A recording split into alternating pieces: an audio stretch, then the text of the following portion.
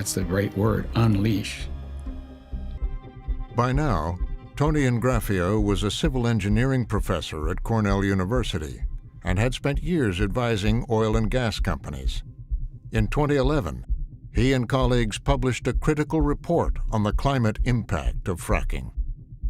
What Bob Howarth and I locked onto was this very crucial point, which is it's not just CO2 that's driving climate change. It's also methane. The paper said the climate impact of shale gas is such that it's worse than coal, worse than oil. And the reaction to the paper was disturbing. I had never been a co-author of a paper that created a political firestorm. The criticism came from many sides, including the National Academy of Sciences and the leading industry group, America's Natural Gas Alliance. They claimed the report had overestimated the level of methane leaks and overstated methane's impact as a greenhouse gas. Criticism of the Cornell report also came from another academic institution, MIT's influential Energy Initiative, which had just published its own report promoting natural gas as a bridge to get away from burning coal and a way to reduce CO2 emissions. Methane emissions are a very important greenhouse gas that needs to be addressed.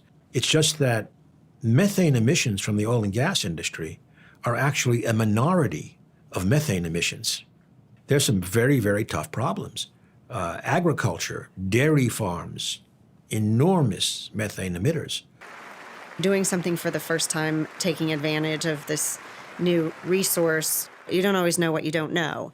And over time, what we learned about methane emissions as it relates to natural gas is very, very scary. Heather Zeichel would go on to advise the natural gas industry, then lobby for renewables.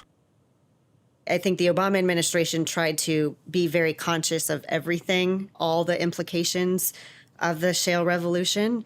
But at the time, I think early Obama administration years, we didn't have access to the kinds of information that we would have liked to and needed to have had to take the proper regulatory steps to ensure as safe and climate-friendly production as possible.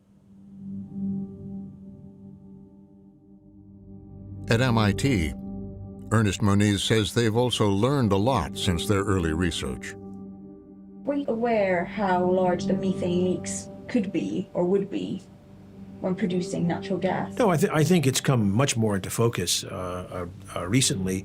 We were concerned about leaks, but I think the quantitative scale of the issue has become more clear in recent years with better measurement devices, including atmospheric measurements, which are now becoming much more commonplace.